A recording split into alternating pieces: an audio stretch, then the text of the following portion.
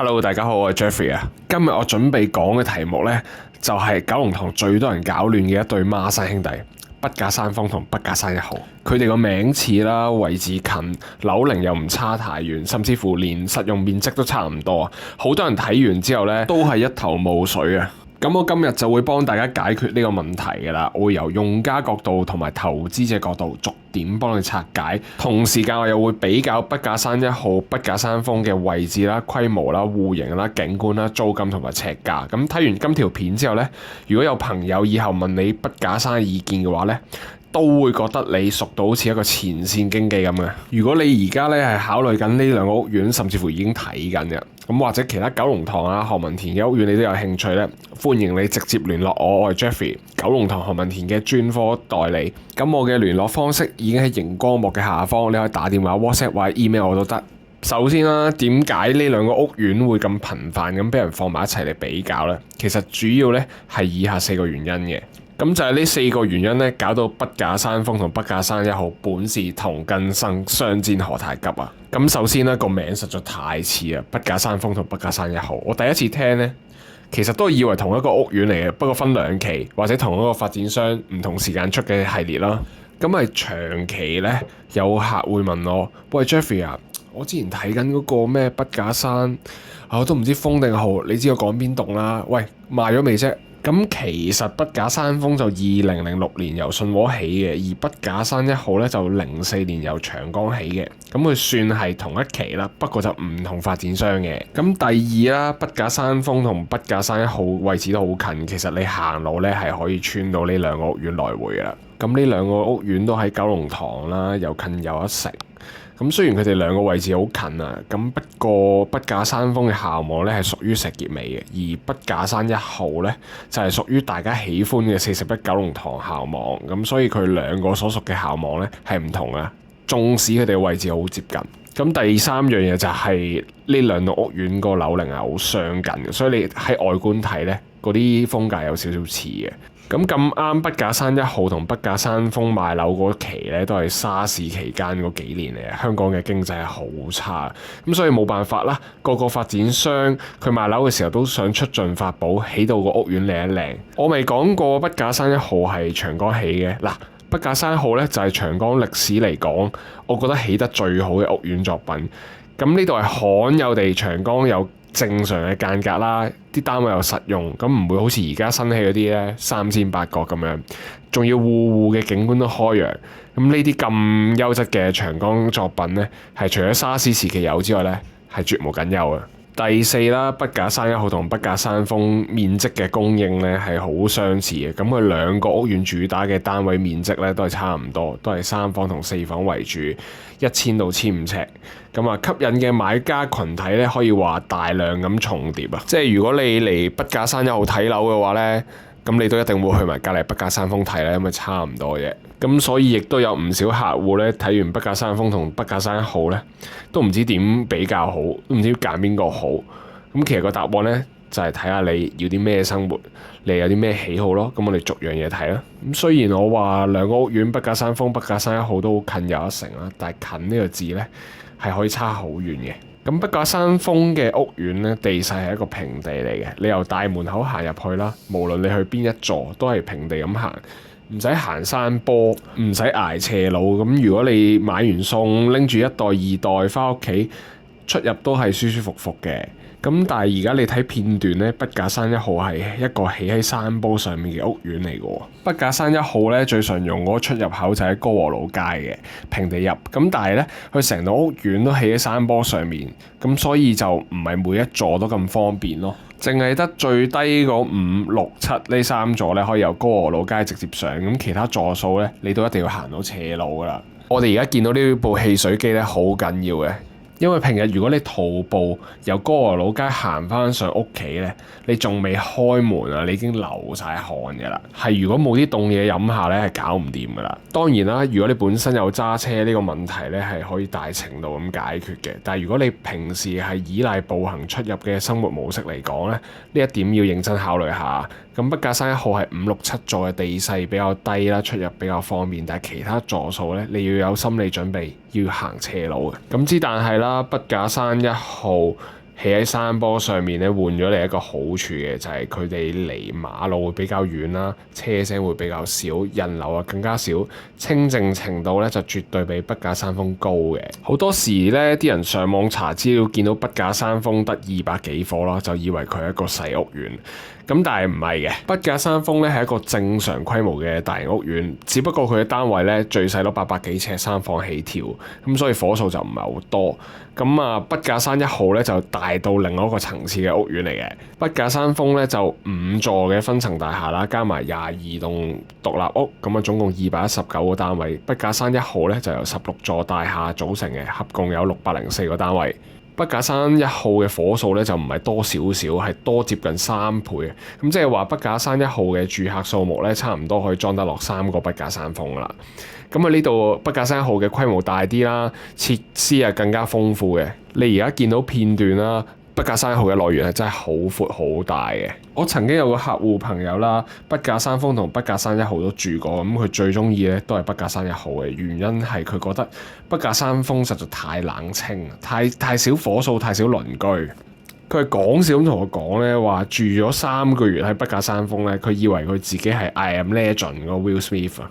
筆架山1號就住戶多啲啦，出出入入都見到人，咁屋苑裏面有啲煙火氣咯，俾人個感覺更加溫暖。當然啦，另外就會有一批客係專程中意筆架山峰嗰種靜嘅，閂埋門就係自己世界，出入唔使同人打招呼，見到鄰居又可以當陌生人，呢種咧係香港人獨有嘅浪漫。好啦，接住落嚟，我想比較下筆架山1號同筆架山峰嘅戶型。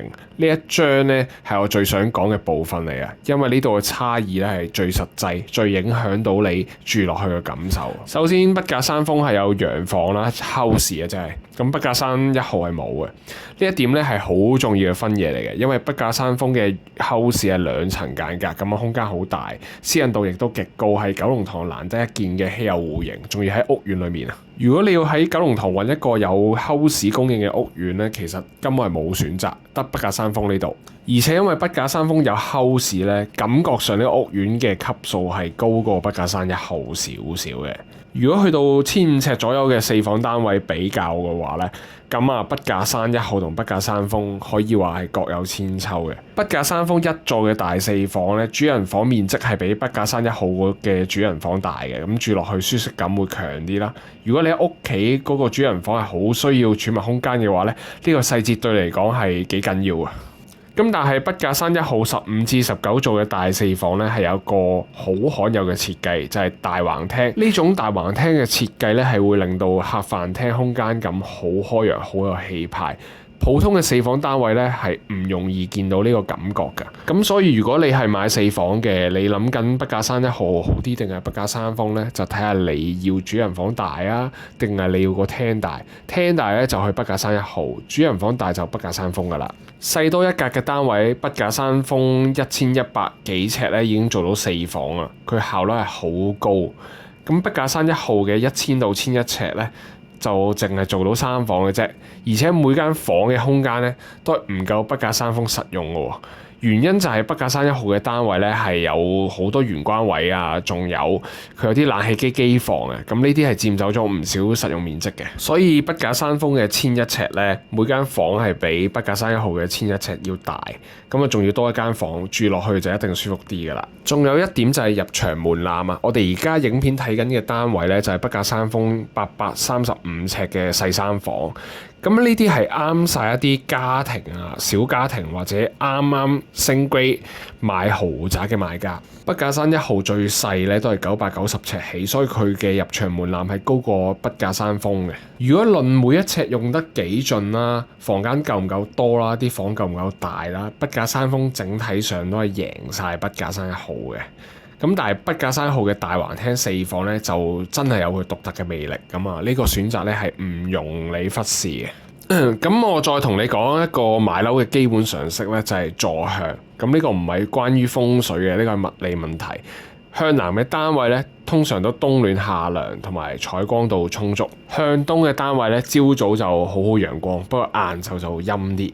向西嘅單位咧，晏晝就好西斜啦，咁啊夏天可以話熱到癲咗，所以你住喺唔同坐向住落去，日常嘅感受咧係好唔同嘅。而筆架山1號大部分單位都係向南嘅，咁嘅坐向係唔錯嘅。咁筆架山峰嘅話咧，坐向就比較分散，除咗一座嘅 A、B 同埋部分嘅 house 係向南之外咧，其他單位大部分都係向東或者向西嘅啫。所以如果你係向南至上嘅買家咧，筆架山1號喺呢一點係有明顯嘅優勢嘅。好啦，下一 part 我會講最多投資者等緊嘅部分就係講錢。首先我會講租金。筆架山1號同埋筆架山峰嘅1000到1100尺單位咧，雙方嘅月租大概都係6萬左右，係好相近嘅。咁既然租金收翻係差唔多嘅，咁要決勝負，當然就係睇買入價啦。咁啊，買入價係差成500萬喎。筆架山峰同類型嘅單位咧，譬如1100尺左右嗰啲細4房，買入價大概係接近3000萬嘅。如果筆架山1號1100尺嘅單位咧，買入價而家差唔多係2500萬到，相差成500萬。咁當租金差唔多，買入價差成500萬嘅時候，計租金回報率咧，筆架山1號係勝一籌嘅。咁因為佢用咗較少嘅買入價啦，去收一個一樣嘅租，咁佢回報率自然我哋一計就知係高啲嘅。咁但係如果計雙方買賣嘅尺價咧，又係另一回事喎。如果你追求緊升值潛力同埋可以賣出一個高啲嘅尺價嘅話咧，筆架山峰咧係又贏翻筆架山1號嘅喎。咁我相信係嗰個位置問題，因為筆架山峰始終位置都係比較方便嘅，所以你見到筆架山峰嘅買賣價錢咧，個尺價往往都高過筆架山1號。咁但係如果你要論最賺錢咧，就係呢兩個屋苑嘅特色單位啦。因為喺九龍塘屋苑裏面咧，能夠提供 house 同埋頂級特色大單位咧，係得筆架山峰同筆架山1號呢兩個屋苑嘅啫。特色單位咧就不嬲都唔夠用噶啦，咁啊仲要好多人想買。如果你手頭上揸住一個市場上好少人有，但係有好多人中意嘅特色單位咧，你永遠係最有議價能力嘅。嗱，你試下幻想下自己係一個諗住買普通 standard 3房嘅客啦。同埋你幻想下自己係一個想買九龍塘屋苑 house 嘅客，咁你嘅心態完全唔同嘅喎。如果你係諗住等一間3房嘅話咧，你會覺得呢間唔肯平俾我，仲有下一間。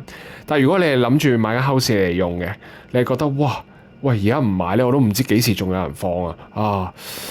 我都係買啦。咁所以個總結係，如果你諗住要穩定嘅租金回報率咧，肯定係揀筆架山1號噶啦。咁但係如果你係中意揸住一啲稀缺嘅資產，而去搏一個大幅度嘅升值嘅話咧，一定係揀筆架山1號同埋筆架山峰嘅特色單位噶啦。咁我最後想同大家講句真心説話，筆架山1號咧同筆架山峰咧兩個都係九龍塘數一數二嘅優質屋苑。